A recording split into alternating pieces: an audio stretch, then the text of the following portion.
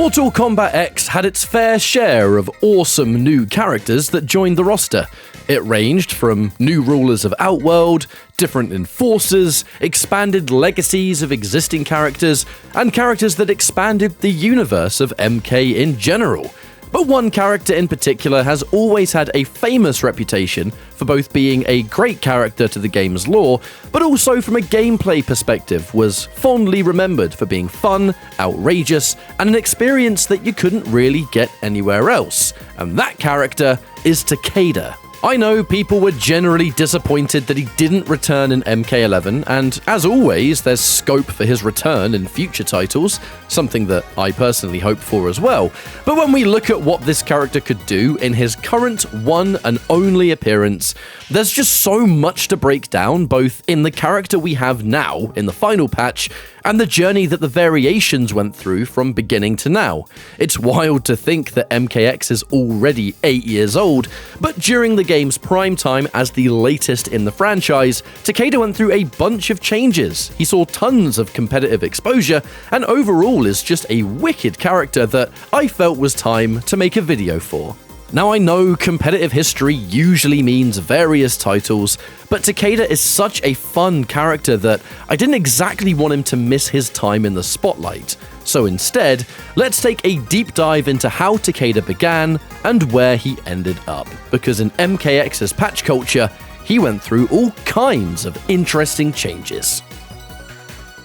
Now, before I even start with variations, Takeda was a character that had a great base set of tools before we even add extra attacks, and they're certainly significant enough to list on their own. Keep these moves in mind because all three variations change what they can do in terms of utility. They simply add on what is already quite impressive. Base specials are the likes of a low kunai toss that can continue combos in an early juggle, provide a low option where an overhead might come out, and be plus on hit if the opponent is grounded, making a continuous mix-up or pressure game continue while standing. Meter burn this to throw 2 extra ones for block pressure, or just combo damage if you're in the right situation. Takeda has a flip kick that is particularly strong if used in the air, and it can be meter burned to combo off. It's used mostly to get in or to keep someone on their toes should you be jumping around, which is good for Takeda as he does have some rather obnoxious jump attacks. Finally, in base specials, he has a flurry of punches that knocks the opponent down. You can meter burn this to launch and continue a combo, and this is one of the rare cases in final patch MKX where you can armor the first meter burn and then spend a second bar to get a combo from it. Now, this isn't a common option in MKX for the final patch, so Takeda will happily take that. There's lots of regular attacks that make Takeda shine as well. He's got a lot of dangerous mids and threatening range that go hand in hand with all of his special moves. Forward 1 is a wonderful button. It's a key mid for pressure, and it can go into forward 1 2 2+4 or just forward 1 2+4. It's the range and potential from these strings that, no matter the variation, will give Takeda some threat. Back 2 and back 2-1 are overheads that are commonly used to enforce a long-range mix-up, as lows will be a threat here due to the kunai toss or some variation-specific attacks. Back 2-1 is a good combo ender for certain variations. Back 3 is a low attack that can be used hand in hand with back 2 to apply a mix-up, and forward 3 and forward 4 are both decent normals at sweep distance. Your neutral jump punch is notoriously annoying, and his low pokes aren't awful either. His low kicks in particular are really dangerous, and his down 2 uppercut is incredibly fast. You have other moves like back 1 or 2-1, all of which sport range as they use Takeda's whips, and these change up a bit depending on variation. Overall though, Takeda as a base character has good buttons, good specials, good range, and good pokes. He's got a fantastic starting point where the variations can simply add and change the way you might want to play. And speaking of variations, there's no better time than now to jump right into them. Shirai Ryu is the one that most MKX viewers will be familiar with. It was by far the most common competitive variation, and let me just tell you why. On top of all of the base tools that I just mentioned, Takeda channels the Scorpion element to his background, in the form of a teleport and a spear-like attack. Now it's totally different to Scorpion, but it is a similar concept on paper. The addition of 2 moves may not sound like much, but it essentially turns Takeda into a supercharged version of what his base moves allow, as both of these specials work with what he originally had to a fantastic degree. The teleport, on top of providing maneuverability and a combo option on meter burn, just like Scorpion in this game, will expand on his combo potential without the use of meter. If the opponent is in any juggle state at all, the teleport will continue the juggle and allow for more damage. This works especially well with his forward 1 strings because a knock-up into teleport will lead to a full combo, rather than just a string into special or something. The straight shot special acts as a reliable combo ender in these situations, but most importantly will launch on meter burn into a set juggle afterwards, ending any combo in meter burn shot with a micro run into back 2 1 shot adds tons of damage, a lot more than you'd expect. In tournaments, you would see this meter burn shot come out to clutch out a combo and guarantee that it adds the damage needed to close out an important round. And in regards to the shot, you can use it airborne as well, which has all kinds of utility attached to it. It can end combos, it can convert off jump kicks, and it can have a last-minute side switch if you want to get yourself out of the corner or something. The teleport has cancel potential for the cost of half your stamina, and although the cancel looks really slow and telegraphed, it's just the fact that Takeda has a lot of options after big strings to keep you guessing, whether it was a kunai toss or something else. The teleport cancel provides a split second of opponent hesitation, although overly using it will eventually get interrupted, and thanks to your stamina not being full, you can't break the punish. Teleport will work hand in hand with the meter burn kunai toss, as although the meter burn projectiles will send them flying, a teleport will pick it up on the other side for a full combo once again. And it isn't just a regular combo the teleport works for here. If you charge this meter burn toss, which remember is a low attack, an overhead back 2 into teleport when timed correctly will fully combo off a disgusting hard to block mix-up, commonly known to us as a hard to blockable. This variation almost completes Takeda as a character, and if it's the range, pressure, and damage that you want, you kind of get the full Takeda experience with this one. It's got a good mix of the stuff that I just mentioned, but also some of that really cheap stuff that you almost need in MKX, as it is a pretty ridiculous game. However, it is merely one of 3 possible choices, and the other 2 still allow for competitive viability. Lasher is one of those variations that is extremely simple to pick up and play. It really exaggerates the ranged element to Takeda's game, and it provides extra overhead low mix-up and especially jump potential that the others don't quite have. Takeda gains an extended jump attack from Jump 1 and Jump 2. Now Jump 1 is a far-reaching button, but it's a bit smaller in its hitbox, and Jump 2 is a lot larger, a lot more circular hitting. Plus, the Jump 2 is still plus enough on hit to combo into a back 2, which means that almost any time this jump connects, Takeda gets a combo. This extended button idea continues with a down forward 1, that is, diagonal down forward 1, as Takeda gains a fast reaching poke that can combo into specials. Takeda's down forward 1 special attack is a great space control tool. It has armor as well on meter burn, but it does start up quite slowly, which makes it vulnerable to being armor broken by incredibly fast strings. It is one of your only armored options on Final Patch though, so as an anti-air or something, it's totally fine. But as a general reversal, you had to be careful that you weren't just getting pressured to death, because you will get armor broken. This special, Meterless, does provide good juggles against airborne opponents, opening up impressive corner damage. Takeda's back forward 2 flurry special is replaced with basically the same thing, but it's a different animation. The startup speed is different to the base version of this special, which really helps for attacks like that long-reaching diagonal forward 1, allowing you to turn that button into a full combo. The main special in this variation though is a low scoop attack. It knocks down by itself and it launches on meter burn for a full combo. The fact that it's a low attack and a similar speed to his built-in overheads means that at any time an overhead is a threat, this low scoop will be as well, making Lasher a bit of a mix-up machine, but with little execution required, as it is the same special move all the time, just in different parts of strings. Lasher is the lowest effort of the three, as it is just base Takeda with more range and a far-reaching overhead low mix-up. Although it was by far the least popular of the three, some would definitely say that it was a hidden gem of its time, as it was effective for very little effort required. It's a great variation to use in a situation like mine, when I might return to MKX matchmaking every now and again just for fun, and Lasher just does what it wants when muscle memory takes over. It's a great time. Now, arguably the most varied and interesting variation is Ronin Takeda. This takes the same inputs for the base strings, and it replaces most of them with new ones.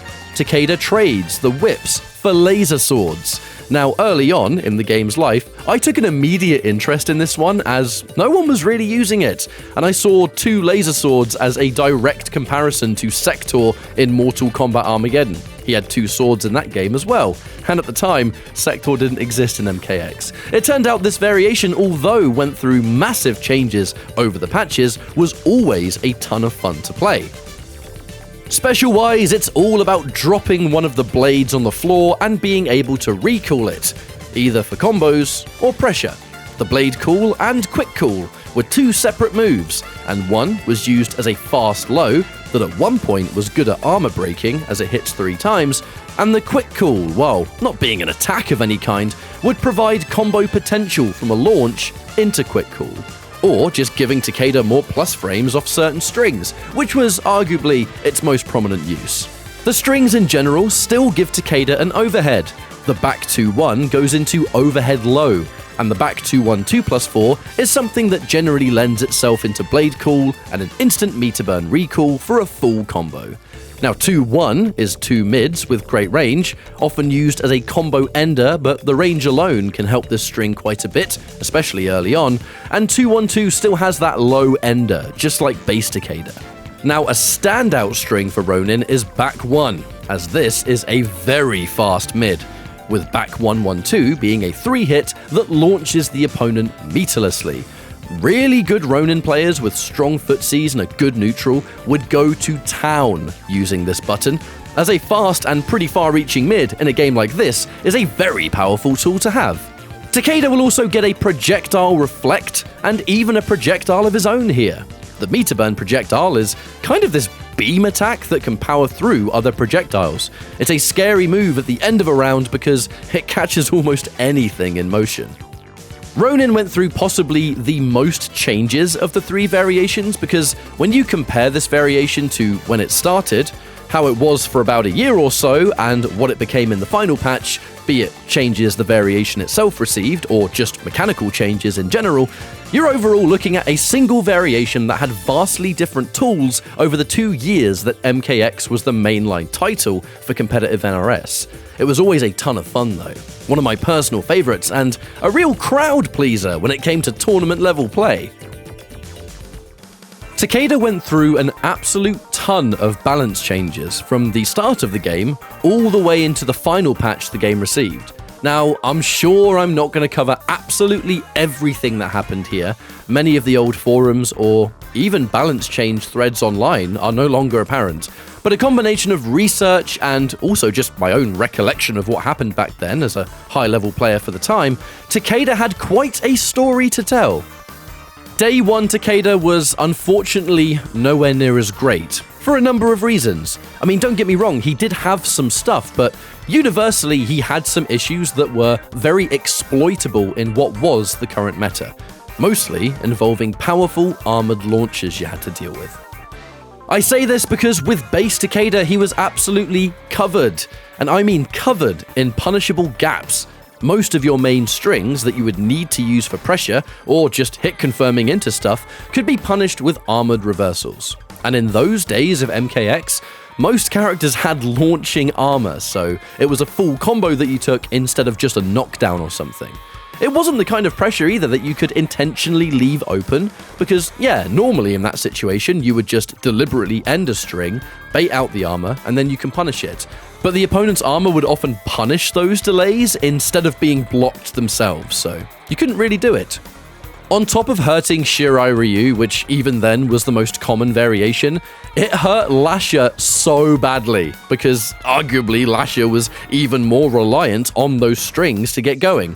Now, what really didn't help Lasher back then was that those long-reaching jump attacks that I mentioned earlier didn't even exist back in the early days. They would be added in a patch sometime later. Additionally, the best armored reversal that Takeda had in all three variations was actually Lasher's Meter Burn Scoop. Back then, this move had armor, and it comboed into minimum 30% damage. The final patch would remove this to stay in line with many other Meter Burn launchers losing their armored potential, so the armor game of Lasher did take a significant hit with that version. Ronin went through possibly the most, and was varied levels of effective. Back in the very beginning, he didn't even have Quick Cool. Even when Quick Cool was added, which, to be fair, was very soon after release, he had other issues anyway. Back 2 was slower. 2-1 was a regular juggle, so you had to end your combo quickly when it connected, and of course, the gaps in the main strings were still apparent. Although, I did hear a while back that Ronin was better at closing some of those gaps. Because of the Blade Call and the Quick Call, you weren't as vulnerable to armored interruptions. Ronin would receive quite a few buffs, which actually pushed him into arguably one of the stronger characters for the time, just underrepresented. Changes to various moves and frame data gave Takeda a pseudo block infinite if you looped, back to 1-2+4, and forward 1-2+4 with a combination of Blade Drop and Quick Call. The pressure could be interrupted by armored reversals on a read, so that's why it wasn't a true infinite, but if the opponent had no bar, this was a nightmare situation to be stuck in. This was also when 2-1 was given restand properties that allowed for pressure after a combo, or simply a continuation of the combo. It was at this stage that Ronin was at its most devastating, as you had tons of plus frames, various high damaging combo paths, and the ability to still armor break with Blade Call. It was a very scary variation, but even at the time, Ronin was still not very popular. But there were some players that played this variation, don't you worry, I'll be covering that a little bit later. Final patch Ronin is not as strong as it once was, although it's still incredibly dangerous. Patch after patch, change after change, and especially the final patch that made armored moves better for knockdowns and gaining more of the extra hits of armor to begin with. The pressure of Ronin had more holes in it now due to the existence of better, safer armor. That, yeah, it didn't have the full combo potential for most characters, but it was something that the defender always had in their back pocket that made Ronin's pressure less concrete. The final section of today's video is to highlight a few players that were really known for pushing Takeda to the limit during the game's prime time.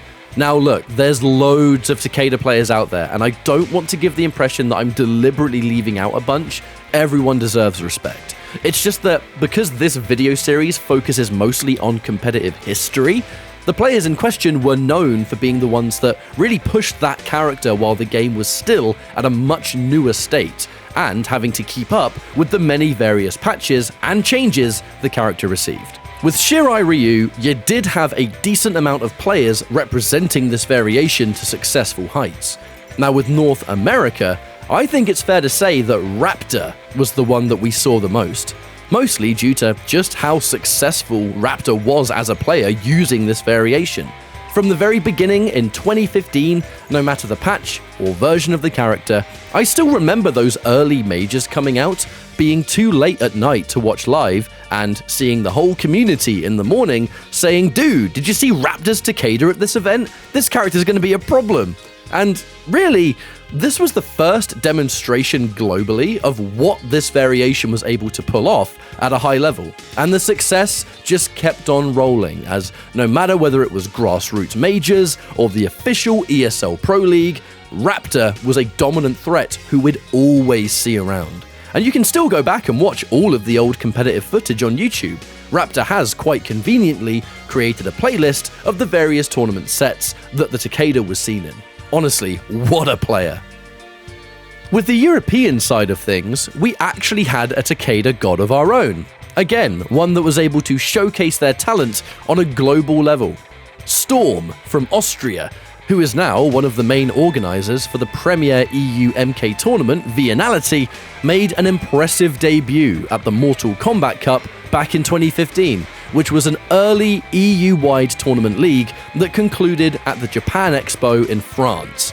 This was the first time that Europe really saw a Takeda of such a high caliber, and Storm, riding this momentum, eventually participated in the official ESL Pro League, where he would qualify for finals and make an impressive splash in California, representing Europe and Viennality all the way. Now you've got to keep in mind too that this was early days. These early events would happen mere months after launch, and with MKX being a brand new game with brand new mechanics, and Takeda being a new character as well, players like Raptor and Storm would be so much more respected by the scene for showcasing an early stage optimized meta of a character with such little preparation time. There wasn't a character that had ever played like this before. Lasher may have been a variation that truly was barely used in offline tournament, but I'll tell you somebody that did rock this variation and did incredibly well at their first major: V-Man! The combo artist and specialist for destroying AI towers without losing a round. Yeah, that V-Man. V-Man eventually took the competitive plunge into offline competition, where at KIT in 2016 would use Lasher to take sets of prominent tournament players. It was a Lasher-only experience, as the way V-Man converted into long-range combos and brutally enforced that overhead low mix-up, thanks to Whip Trip, it was the first tournament showing that players dream about. You turn up with a variation that you know and love, and you more than bring it to the existing offline competition. Amazing stuff, truly. Shoutouts to V-Man. The final Takeda player I want to show for the end of this video is a player that's been considered the original Grand Master of the variation, and that is Hayate, who used Ronin Takeda since day one and was truly the pioneer of how this character was supposed to be played. Hayate began on the infamous PC port of MKX. This was before it had a huge overhaul and became much better in 2016, and Hayate started with mostly just training mode, figuring out what works and what doesn't, but then applying that knowledge to his local scene in Montreal, Canada. I still remember taking an interest in this variation when the game was new, and asking the scene if anybody was actually using it for me to learn from. And I was told by those that played against Hayate at their local, yeah, you want to watch this guy, he's going to be the Ronin god.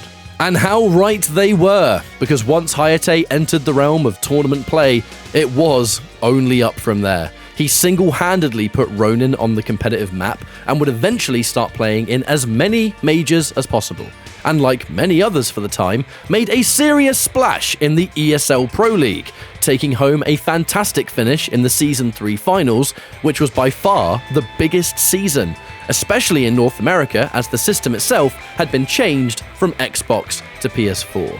If I remember correctly, it pretty much tripled the entry numbers due to the system change, and for those that want to know why Xbox was used in the first place, it was because Xbox was the system of choice for the first two seasons due to Xbox themselves sponsoring the Pro League. Now, whether it was EVO Top 8, ESL Pro League Finals, the countless grassroots majors around the country, Hayate and Ronin were always there, and always doing immense damage. Takeda is such an iconic new character to me in terms of gameplay, and I'd love nothing more than for this character to return in whatever the future holds. I thank you for joining me on this journey today, and an opportunity to walk down memory lane once again. I have so much fond memories of MKX, as it truly did kind of kickstart my career as I know it. You can find tons of amazing Takeda action in online tournaments or exhibitions today, but I really wanted to highlight those that paved the way for a game that is still alive and kicking and a ton of fun to jump back into. Thank you so much for watching, and I'll see you next time. Take care.